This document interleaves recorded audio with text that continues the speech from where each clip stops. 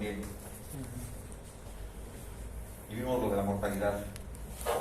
Y vimos electroporación también, ¿no? Vimos... aquí nos quedamos.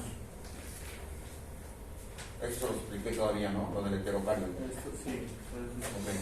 Ahora, mucha atención acá, esto es bien importante.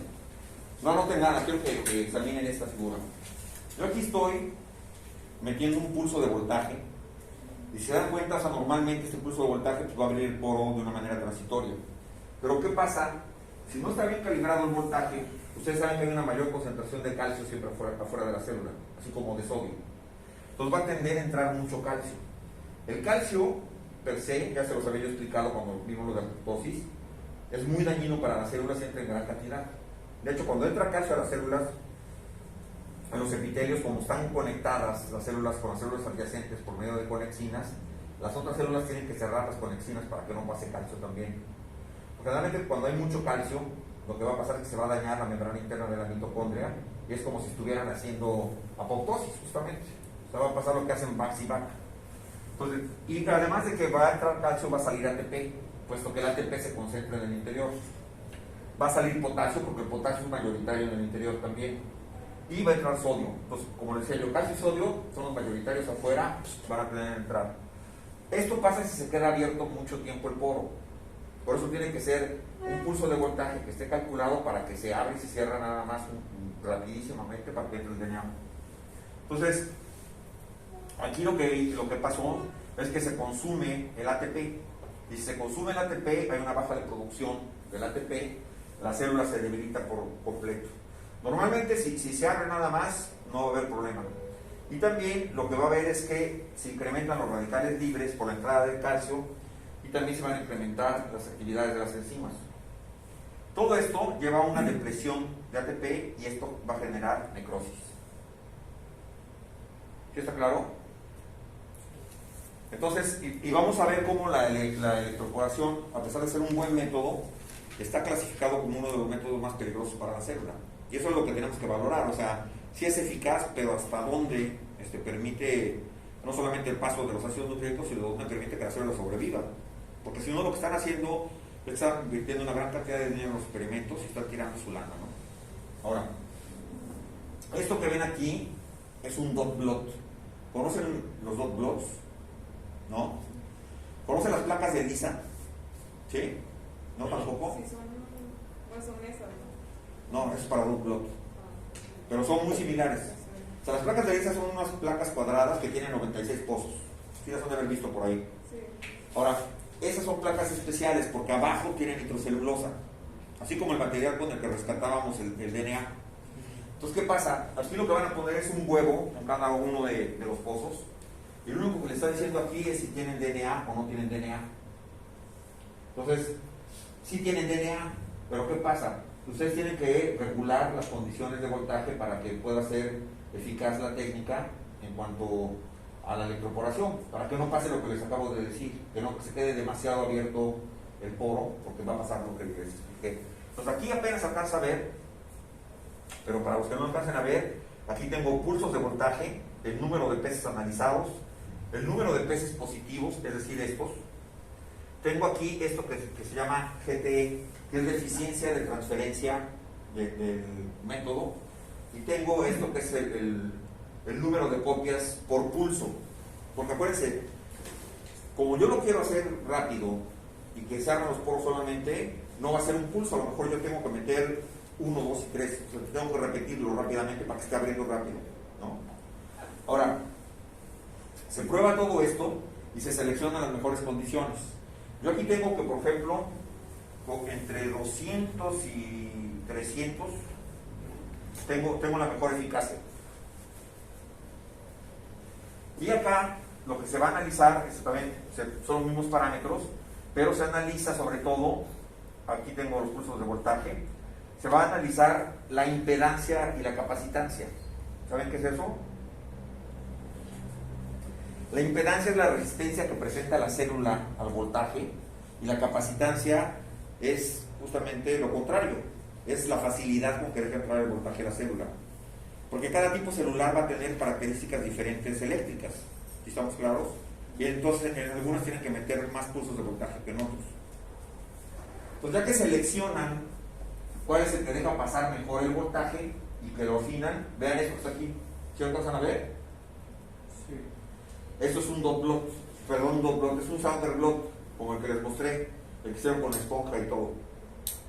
Y aquí están viendo si se integró o no se integró el DNA al genoma de la célula. Este método es una variante de electroporación, pero es un método más fino, más moderno, que se llama electrospray. Este método consiste en mandar un pulso de voltaje, chequen bien, aquí hay un aislante que le ponen alrededor, esto es metal, y lo que están viendo aquí es que tienen un cultivo celular y ustedes van a depositar el DNA por encima de las células. ¿Sí está claro eso? Ahora, aquí están probando si funciona mejor con el aislante o no.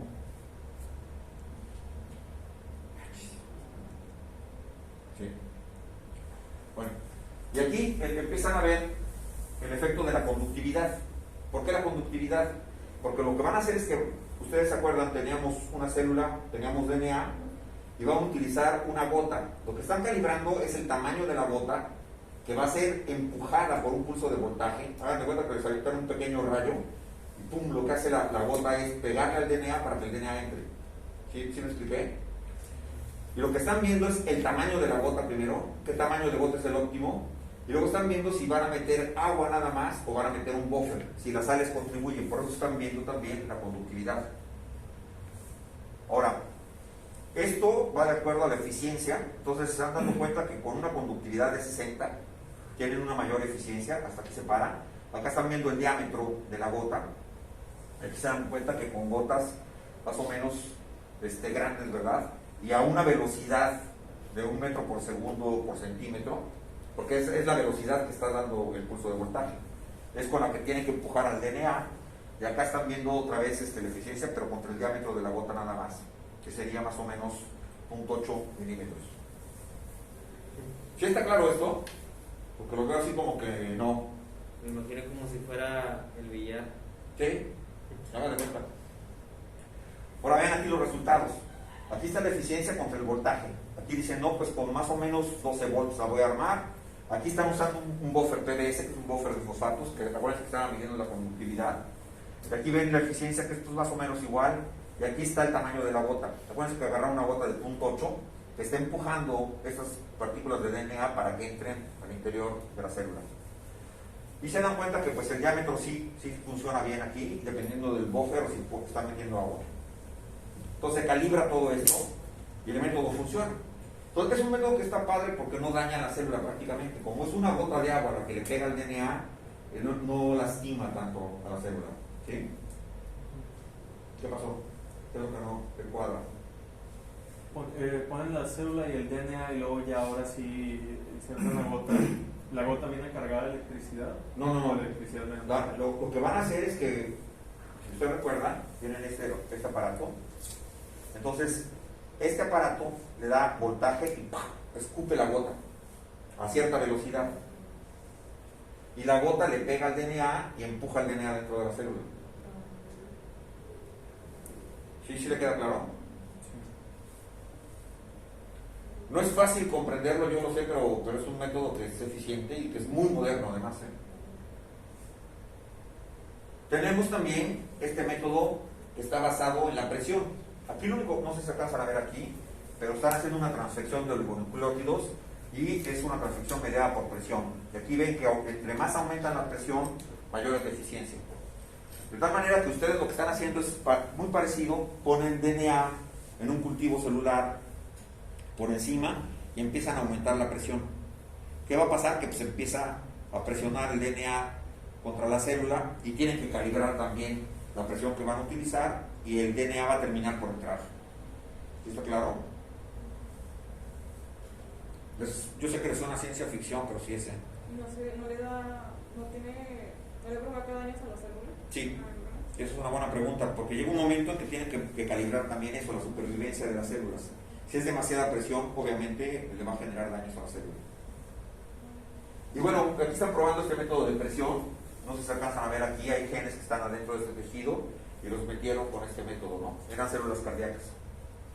Y la presión, ese método solo asegura que entre el gen, pero, bueno, el ADN, pero no que está en el núcleo, ¿verdad? No. Pero muchos de los métodos usan la presión, ¿verdad?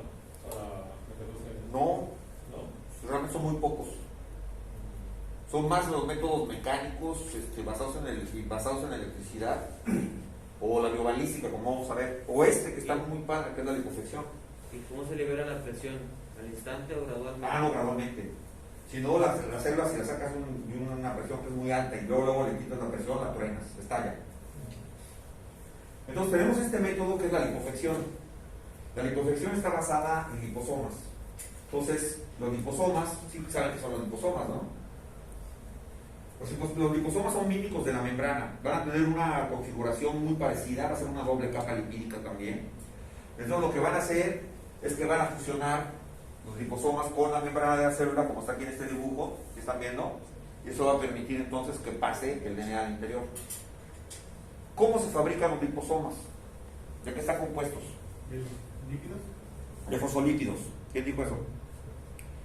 Y ¿cómo vamos a hacer que tenga esa forma, verdad, que encapsule el liposoma al DNA? ¿Polarizando? ¿No? ¿Cómo harían pequeñas cápsulas con los liposomas ustedes? ¿Tendrá que ver con la ligasa? No. Chequen esto. Nosotros tenemos que ya hay liposomas comerciales. Ojo. Entonces lo que están haciendo es que están poniendo, ojo acá a todos. Ustedes van a tener, por ejemplo, en una cajita de Petri, imagínense, van a tener su DNA diluido en un buffer. Por encima van a poner los fosfolípidos. Los fosfolípidos son líquidos, entonces van a flotar. Si estamos de acuerdo hasta ahí. Y luego lo que van a hacer es que van a meter sonicación. ¿Sí conocen la sonicación? Se usa mucho en los laboratorios para limpiar los tubos y todo, porque como son ondas de sonido lo que produce, se hacen ondas así como en el agua cuando avientan una piedra. ¿Sí? Bueno, esas ondas de sonido lo que hacen es que se encapsulen los liposomas y van a pescar a todo el DNA que está diluido. ¿Sí está claro eso? ¿Sí o no? ¿Cómo es que se llamaba? Sonicación. En los laboratorios, cuando ustedes lavan, por ejemplo, un tubo de vidrio, lo van a lavar bien con jabón, etcétera, pero para quitarle todos los residuos, lo que utilizan entonces es un sonicador. Lo meten un sonicador con agua, le ponen alta vibración y pues el sonido va a quitar todo, ¿no? Tenemos los lípidos catiónicos. Esto es una variante de los liposomas. ¿Por qué? Porque estos lípidos catiónicos, que también se llaman lipoplexes, son moléculas anfifílicas, pero la cabeza va a estar cargada positivamente. Si ustedes recuerdan el método que vimos del calcio, por eso funcionaba. Porque teníamos calcio y el DNA pegado con el calcio con valencia positiva entraba más fácil a la membrana. ¿Sí? Y pasa aquí lo mismo. Entonces, va a haber variaciones en el dominio hidrofóbico, es decir, en los ácidos grasos de los fosfolípidos, y va a depender también mucho del grado de insaturación que tengan. La otra cuestión es que va a haber interacciones electrostáticas de estos grupos catiónicos con los grupos fosfatos del DNA. Pasa lo mismo que con el método de calcio. Entonces, los grupos fosfatos del DNA van a tender a adherirse a estos grupos catiónicos, se quedan pegados y ya que se asociaron al DNA pueden penetrar. Ahorita van a ver. Entonces, hay lípidos catiónicos en especial que se van a mezclar con lípidos neutros. Un caso particular, anótenlo por ahí, es el DOP. El DOP son las siglas de dioil fosfatidil etanolamina. Es un fosfolípido muy conocido que está en la membrana superior. Y esto ayuda obviamente a transferir el DNA, ¿verdad? Ahora, la entrada, ¿cómo se va a hacer? La entrada de los liposomas puede ser por dos vías. Puede ser por endocitosis, es decir, la membrana lo va a pescar, va a ser una vesícula para meterlo, o puede ser por fusión con la membrana. Si el liposoma tiene una composición muy parecida a la de la membrana plasmática, simplemente se va a fusionar y el DNA va a pasar al interior. Y el DOP está considerado como fusogénico, es decir, va a usar esta vía, la difusión de la membrana. Ya después de que se internaliza, va a pasar a los endosomas, y los endosomas, acuérdense que hay unas proteínas que se llaman SCORTs, y ellos van a decidir si esta proteína o este lípido, etcétera, es malo o no. Y si es malo, pues lo van a mandar a los lisosomas para que lo destruyan. Entonces aquí lo que están esperando ustedes es un escape endosomal. Para que haya un escape endosomal tienen que meter una gran cantidad de esta partícula. En este caso, la cantidad de DNA tiene que ser elevada dentro del liposoma. Y el DNA pues necesita entrar al núcleo, ¿no? Entonces, el citoplasma, aquí nosotros vamos a tener las nucleasas que lo pueden atacar, pero también se puede asociar con proteínas, etcétera, que pueden llevarlo hasta el núcleo. Ya veremos esto de la asociación con proteínas más tarde. Entonces aquí tienen el fosfolípido, cheque, aquí están los grupos catiónicos, pues se alcanzan a ver que hay un pequeño símbolo de más, ¿sí lo ven? Sí. Y tenemos entonces aquí a los lípidos, ¿no? Ahora, tenemos una gran variedad de liposomas catiónicos, que están muy de moda ahorita. Entonces tenemos el DOP, el DOP, etcétera, aquí está el DOP. Y así va a pasar. Entonces yo les decía, el liposoma puede ser engullido, ¿verdad?, por endocitosis, aquí como lo pueden ver, y entonces la vesícula viaja, se degrada por los lisosomas el liposoma, pero deja libre el DNA que lleva adentro. Y como ya está muy cerca del núcleo, hay una probabilidad de que pueda pasar. Sí se asocia obviamente a las importinas. Y acá estamos viendo que es la fusión, como el caso del DOP. Se está fusionando la membrana del liposoma con la de la célula y permite que este plásmido pase. En la fusión existe más riesgo de que no llegue el DNA. Exacto, exacto. Y aquí están utilizando liposomas, chequen bien, justamente para pasar RNA. Aquí está el RNA, aquí está la doble membrana, que le va a ayudar mucho, ¿verdad?, en el tránsito. Sobre todo también porque acuérdense que teniendo esta doble membrana con las vesículas, esto va a ser una vía para que las dineínas carguen esta vesícula, que caminen por los microtúbulos y que lleguen más rápido a los diferentes compartimentos. Entonces, así funciona la liposucción. Chequen bien. Yo aquí tengo este lipoplex y aquí yo puedo asociarle diferentes partículas. Aquí está el liposoma solito. Aquí tengo protoglicanos y esto también es bueno. ¿Por qué? Porque los protoglicanos generalmente van a tener una estructura negativa, así como la membrana, y como esta tiene una estructura positiva, va a ser atraído. Esto va a permitir que pase después el lipoplex y aquí se va a escapar a los endosomas. Si se escapa a los endosomas antes de llegar a los lisosomas, sí tienes chance de llegar al núcleo. Entonces, va a haber de todas maneras una maduración del liposoma. Ahorita les explico cómo es la maduración. Va a haber una protonización. Este es el caso de los Ivafect, que son liposomas comerciales. Chequen bien, aquí yo tengo exactamente lo mismo, el liposoma, ¿verdad?, con cargas positivas que se va a ver atraído por las cargas negativas de la membrana. Luego vamos a ver que va a entrar y entra y luego va a ser sujeto de protonización. ¿Sí ven esto? Todos los protones van a empezar a tratar de llegar aquí al liposoma porque tienen cargas positivas y los protones son negativos. También iones cloro, por ejemplo. Incluso la misma agua va a tratar de pegarle al liposoma. Y esto es bueno porque el liposoma se va a fracturar y va a dejar libre el DNA. Entonces funciona como una esponja, si quieren, o sea, que está trayendo protones, y eso permite que se abra el liposoma ya llegando al núcleo. ¿Sí o no? ¿Es demasiada información para ustedes o si van entendiendo? Más o menos. Complejo. ¿Por qué se le hace complejo? No complejo, pero extenso, mucha información. No, es que son muchos métodos. Yo lo que quiero es que aprendan realmente cómo se hace la génesis, ¿no? Ahora vean cómo se pueden modificar los liposomas. Entonces aquí tenemos liposomas multilaminares. Es decir, si ustedes, por ejemplo, ven que no tuvieron mucho éxito, le pueden agregar más capas, porque van a tener más protección. ¿Estamos de acuerdo? Y estás asegurando que llegue cada vez más cerca del núcleo. Ahora también aquí ustedes pueden cargarlo negativamente, positivamente, le pueden meter polietilenglicol. El polietilenglicol se considera una molécula stealth. ¿Saben qué quiere decir eso? Como los aviones stealth. ¿Cómo? No. Quiere decir que pasa desapercibido, es como un fantasma. Cuando meten polietilenglicol en una vesícula, casi no lo detecta el sistema de defensa de la célula, por decir así. Y también ustedes pueden utilizar liposomas para pegarles anticuerpos, proteínas, oligonucleótidos, etc. ¿Sí está claro? Ahora, aquí vamos viendo cómo se clasifican estos métodos. Aquí tenemos los métodos basados en proteínas, por ejemplo, que estaban utilizando para cáncer, en materiales biodegradables también, que se utilizaban para otro tipo de enfermedades como acromegalia, etc.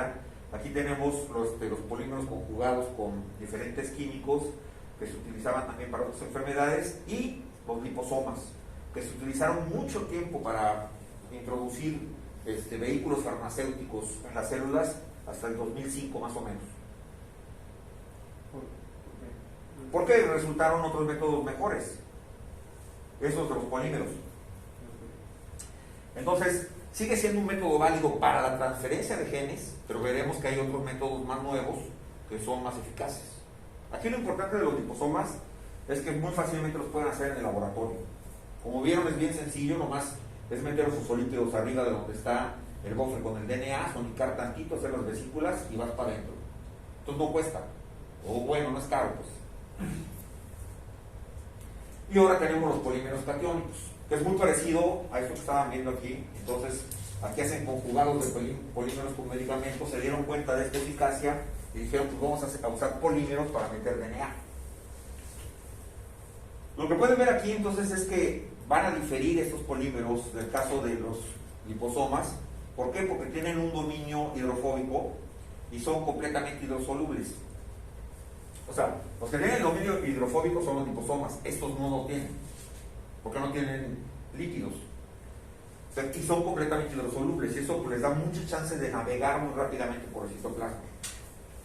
Ahora, se sintetizan de diferentes tamaños, de diferente geometría. Eso es una aportación de los físicos a la transferencia de genes, ¿eh? Y sobre todo, esto es bien importante, van a tener la habilidad de condensar el DNA. Es como si estuvieran superenrollando DNA y queda muy protegido adentro de los polímeros. Aquí vale la pena hacer una pausa y que anoten por ahí por un lado. Los polímeros muchas veces son tóxicos. Acuérdense que es un material inerte que la célula no está acostumbrada a recibir, ¿no? Ahora, hay tres tipos de polímeros que se utilizan. Los lineales, hay unos que son ramificados y hay otros que son esféricos. Entonces, dentro de los polímeros catiónicos, uno de los primeros que se utilizó es la polietilenimina. Ese se le conoce como PEI, PEI. Y esto es el principio de la generación de dendrímeros. ¿Se alcanza a ver? Sí, lo que me está falando. Entonces vean, aquí tengo un PEI que es lineal, aquí tengo un PEI ramificado, si me van siguiendo, y vean esto, este es un dendrímero. ¿Sí ven? Tiene diferentes arborescencias. Entonces cuando hablamos de dendrímeros hablamos de niveles. Yo aquí tengo, por ejemplo, el primer nivel, el segundo nivel, el tercer nivel y hasta un cuarto nivel. Y puedo tener dendrímeros tan grandes como yo quiera, son sintéticos. ¿Sí está claro? Ahora, el PEI, que es uno de los primeros que se utilizó, y la polidicina, ¿verdad? Fue casi el primero que se utilizó porque la polidicina se usó en primer lugar, y condensa las partículas cargadas. ¿Por qué? Porque como es positivo, pasa lo mismo, el esqueleto de fosfato del DNA se va a adherir, y generalmente aquí sí se van a internalizar por endocitosis. Pasa como en este primer método que veíamos nosotros, el del dextran o del detilaminoetil, ¿se acuerdan? Que fue el primerito que vimos. Que era una molécula muy grande, entonces la célula por el turnover tiene que incorporarlo. Y vamos a ver que ya dentro de la célula, entonces viene también la protonación, ¿verdad?, de las aminas, y esto resulta en un influjo contra los iones. Pasa lo que con el lipoplex. Como está cargado positivamente, empieza otra vez los protones a pegarle. Esto va a hacer que aumente el volumen de la vesícula porque le están pegando los protones y terminan rompiéndola. Entonces, como se rompe el citoplasma, se separa el DNA y de ahí ya puede difundir al núcleo. ¿Sí me entendiendo? ¿Segura? Así se vería entonces un dendrímero. Chequen bien. es esta esfera, ¿verdad?, con varias aristas, varias ramificaciones. Y obviamente también una de las grandes ventajas es que le puedan meter una cantidad de DNA grandísima. ¿Sí está claro, no? Por la estructura que tiene. No sé si se alcancen a ver esto, ¿se lo alcanzan a ver? Ok, vean aquí tenemos un polímero, aquí está el DNA, con sus cargas negativas, y aquí ya se asoció, ¿verdad?, a la nanopartícula. Ahora va a pasar por endocitosis. Aquí yo tengo la explotación por los endosomas lo mandan a los lisosomas, y aquí hay una parte que se va a escapar. Aquí viene el escape endosomal, de aquí se empieza a disociar por el bombardeamiento, y aquí el ácido nucleico está pegado al núcleo. Entonces aquí ya pasa transcripción, mensajero y la producción de proteínas. ¿Sí o no? ¿Qué pasó? ¿Eh? Sí. Ah. Ahora chequen bien. Ustedes pueden jugar con estas nanosferas y hacerlas con diferentes compartimientos para meter cosas mixtas por ahí. Pueden hacer nanocápsulas, pueden hacer nanomicelas. Y vean esta, por ejemplo, donde le meten muchas cosas diferentes en diferentes compartimentos, ¿no? Sobre todo esto puede ayudar mucho a que llegue a este núcleo. Y tenemos, chequen bien, la metiltiurea. La metiltiurea va a contribuir justamente a que sea mucho más estable este dendrímero. Entonces tenemos lo mismo, o sea, aquí el DNA que se va a unir a este dendrímero, y luego tenemos que la metiltiurea, como tiene grupos aminos, va a contribuir mucho también a adquirir los protones. Entonces aquí tenemos otra vez el escape endosomal. Una vez que entró a la célula, se libera el DNA y va a tender a entrar. ¿Está claro? Y tenemos muchos métodos mixtos. Esto está bien interesante. O sea, hay alguien que vio ventajas en los liposomas y dijo, bueno, si los liposomas entran tan padre, entonces yo voy a agarrar un poliplex, ¿verdad?, que está aquí, lo voy a unir a un liposoma, o sea, lo meto dentro del liposoma, ¿sí? Entonces el liposoma, como quiera, lo van a bombardear, va a escapar endosomalmente, y cuando se abra, pues ya tengo yo aquí el poliplex que todavía le va a dar mucho más chance de llegar al núcleo, ¿no? Y se pueden hacer tantas combinaciones como ustedes quieran, ¿eh? Ahora bien, chequen aquí la toxicidad. Este es el aspecto que me interesa que vean. Aquí está la eficiencia de la transfección contra la toxicidad. Entonces yo tengo la electroporación de alto voltaje. Pues sí es eficiente, pero chequen, súper tóxico, por lo que estaba yo mencionando, ¿no? Por el escape del ATP y por la incorporación de calcio tan grande. Luego yo tengo que más o menos se clasifican dentro de los más o menos dañinos. Tengo a la polidicina, que ahorita les mencioné, al método de DAE que vimos también, a los lípidos, el método de calcio fosfato que también ya revisamos, dendrímeros, PEI, péptidos, etc. Los métodos con menor daño para la célula es meter el DNA desnudo, como dice aquí, a ver si entra, pero obviamente pues es muy ineficiente. Y luego tengo a la electroporación de bajo voltaje. Esta está considerada un poco tóxica porque son pulsos muy pequeños y repetidos que hacen que se esté abriendo la membrana. Tengo el bombardeamiento de partículas, la biolística. ¿Te acuerdas que son las pequeñas balitas? Y tengo la presión que acabamos de ver. Entonces, va a depender mucho. Obviamente tengo la microinyección con mucha eficiencia, pero la microinyección es para una sola célula y estos son métodos masivos, ¿no? Entonces, ¿qué escogerían ustedes y por qué lo escogerían? Quiero su opinión. Yo creo que se me hace más eficiente la microbalística, pues porque, bueno, que es muy poco tóxico y es más eficiente que es gracias a eso, a que es poco tóxico y no tengo que estar preocupado por que los polímeros... Esto es si está muy bien regulada. ¿Saben por qué? Porque acuérdense que la biolística se hace sobre cultivos celulares. Si lo hacen ustedes en tercera dimensión, pues va a atravesar la célula. Pero también va a depender del número de partículas que va a meter, la velocidad a las que la va a meter, tiene que estar súper calibrado. Si no, va a dañar los organelos que están adentro. Entonces puede resultar eventualmente tóxico, ¿no? Es aquí como yo escojo la electroporación, pero pues depende si es de alto voltaje o no. Entonces todo va a estar en mi calibración. Y va a depender del tipo celular. Yo tengo tipos celulares que son relativamente recalcitrantes, es decir, no van a permitir fácilmente el paso del DNA. Y tengo otros que son, digamos, muy fáciles que pasen, ¿no? Creo que a pesar de la toxicidad, la idea de meter un poliplex en un liposoma se me hacía buena y además creo que ha de ser más económica que el bombardeo. No, fíjense que el bombardeo bajó muchísimo. Les voy a enseñar los primeros aparatos para el bombardeo y ahorita hay pistolas. Hay pistolas, ya no se usan, se llamaban cañones, ¿verdad? Porque era bombardeo de partículas. Y ahorita hay unas pistolitas que son relativamente baratas, con las que se puede hacer bombardeo a mano de una manera eficiente. Va a depender mucho de lo que usen. Ahí donde ahí sí puede tener razón. Se usan partículas de tungsteno, pero lo que mejor da resultado es el oro coloidal. Entonces, usar partículas de oro, pues, salen medio caro. No, y es que el oro es lo menos dañino para la célula. Ahora, fíjense bien, aquí yo tengo un lipoplex y aquí lo que estoy teniendo es un péptido linker. ¿Qué quiere decir esto? Que yo estoy metiendo una proteína que va asociada al DNA. Un poquito así como lo que hacían los retrovirus, ¿se acuerdan con la transcriptasa reversa? Que llevaban la proteína y el ácido nucleico. Entonces, se unen de manera no covalente. Yo estoy obviamente seleccionando una proteína que tenga aminoácidos básicos, ¿verdad? Para que sean positivos y se pueda unir no covalentemente aquí con el DNA. Y esto permite entonces que pueda penetrar.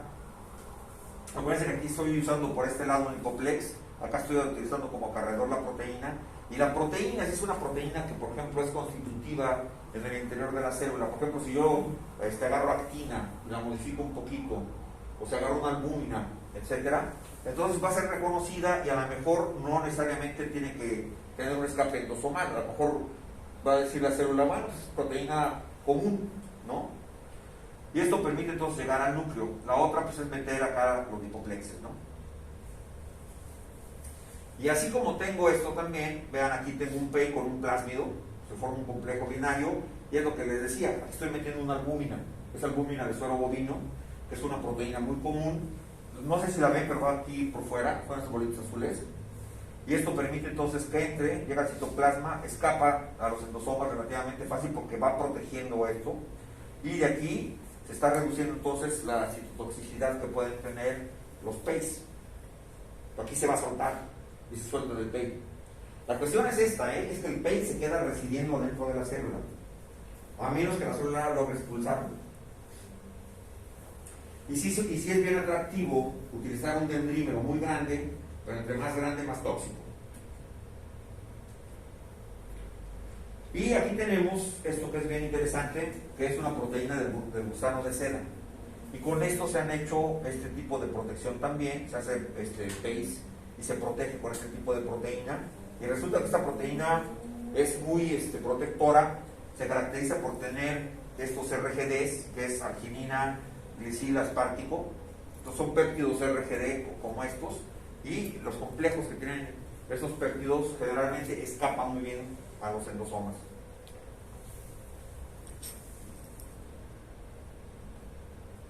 Ahora llegamos a otro tipo de dendrímeros, ya no son los que estábamos viendo, estos se llaman PAMAMs, anótenos por ahí, que son dendrímeros altamente ramificados. Esa es la sofisticación de los dendrímeros.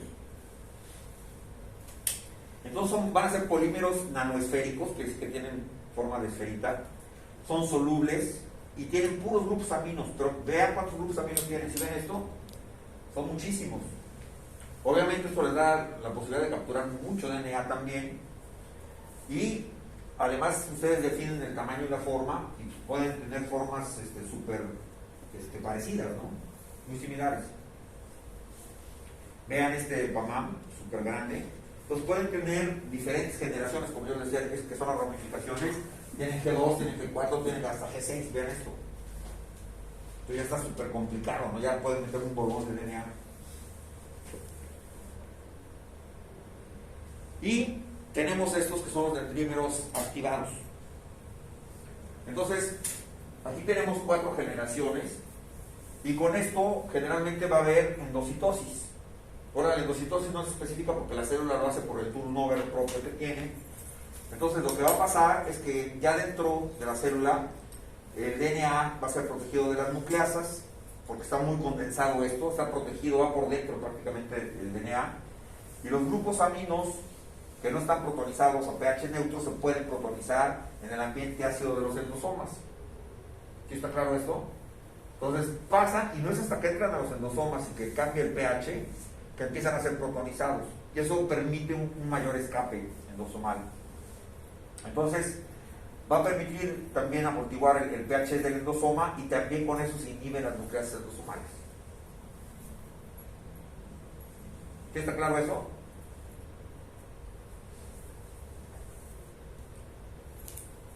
Y aquí tenemos una combinación de electroporación con dendrímeros complejos como los PAMAPs. Pues yo voy a aprovechar que abre la membrana la célula y pum, en vez de dejarle caer ácidos nucleicos, le dejo caer un dendrímero, pero con un chorro de DNA. Y que yo sé que va a escapar a los endosomas. ¿Qué les parece? Aquí también aplica el mismo principio que entre más grande el dendrímero, más tóxico. Sí. Pero aquí depende mucho de los materiales que usen. Son nanomateriales, ¿eh? Estos, por ejemplo, los PAMAMs no son tan dañinos. ¿Por qué? Porque son puros grupos aminos unidos. Y tenemos los dendrímeros 3D de DNA. Estos están muy padres. Entonces, vean esto, vean aquí primero. Ustedes van a diseñar oligonucleótidos para que se unan y que quede dos hebras con una cintura, pero para que se repelan estos y que quede con los brazos abiertos. ¿Sí se ve esto? Ahora, ¿qué es lo que van a hacer? Aquí están uniendo varios de estos y se unen por los brazos. ¿Sí? ¿Se dan cuenta? Brazo con brazo. Y así pueden hacer cosas súper complejas. Y esto que están viendo aquí es un dendrímero, pero de puro DNA. Y así ya no es tóxico. Pero va a depender de la cantidad. Sí, puede ser. Está padre, ¿no? Sí, al que se le ocurrió esto, un aplauso. Y se están usando mucho.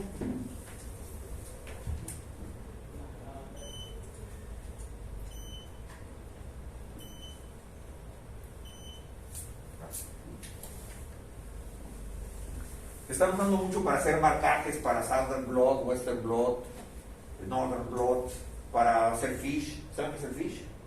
Fluorescencia in situ, ¿no? Es cuando ustedes, por ejemplo, con una sonda van a querer ver en un cromosoma, no en el DNA, en un cromosoma van a ubicar una secuencia. Y con esto van a tener fluorescencia y les va a decir dónde está exactamente. Y obviamente tenemos esto, que es de lo más eficaz que hay, que son nuestros queridos virus. Entonces, tenemos el adenovirus, y aquí lo que tienen que ver es que tiene capsómeros pentagonales, que se llaman pentonas. Estas pentonas también están asociadas a capsómeros hexagonales, y tenemos el genoma viral. Entonces, muy importante es la estructura que tienen. Entonces, estas pentonas, que son esto, es lo que va a permitir que sea reconocido por los receptores de membrana de la célula. De tal manera que fíjense bien cómo es el reconocimiento. Tengo un receptor, que es que el CAR, se llama CAR, anótenle por Coxsackie Adenovirus Receptor, para cuando lo vean. Y también hay otro receptor que se llama CDC46.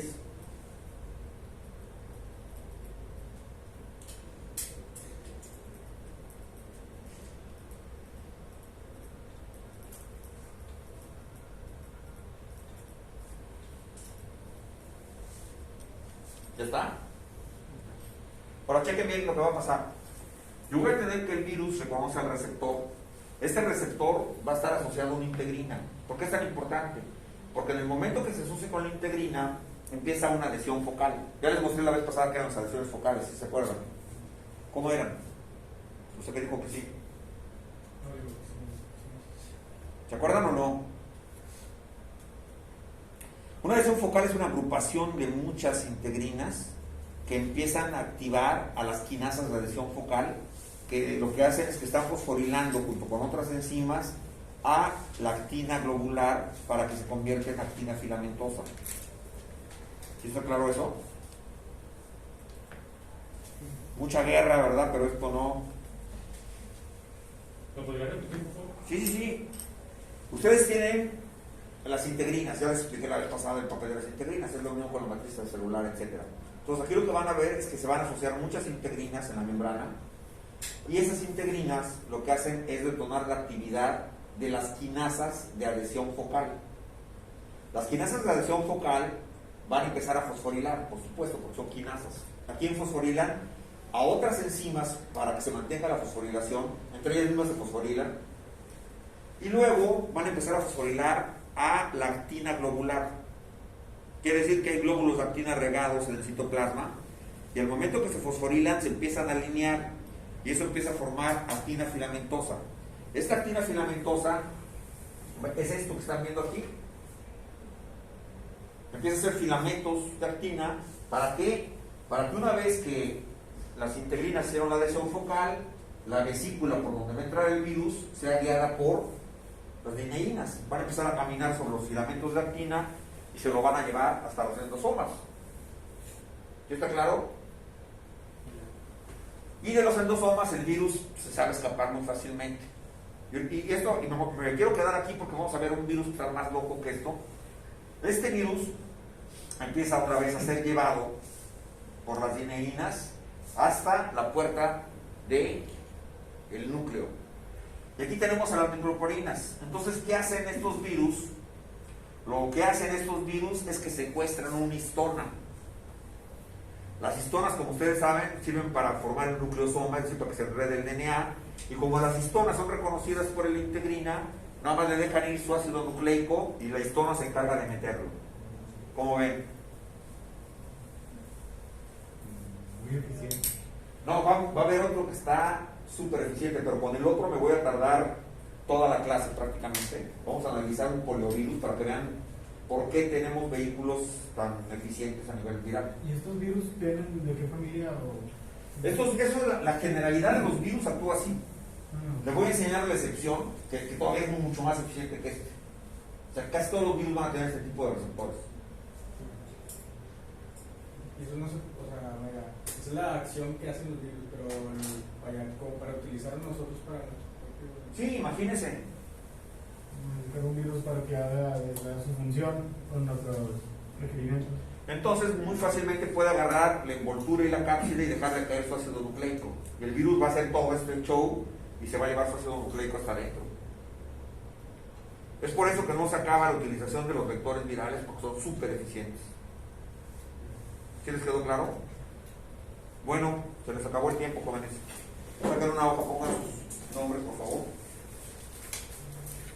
Y usted, el de la guerra, por favor ayuden a sacar los UCBs y a apagar eso.